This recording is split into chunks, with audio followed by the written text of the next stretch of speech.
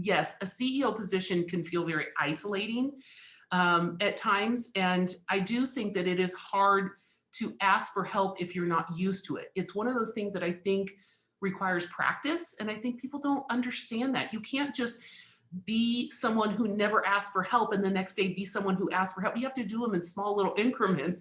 This has to be a way of life. It has to be a practice. It has to be a mindset that I am someone who, needs help.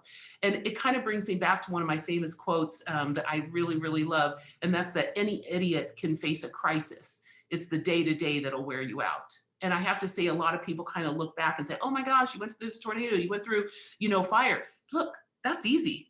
You have two decisions. When you watch your place burn to the ground,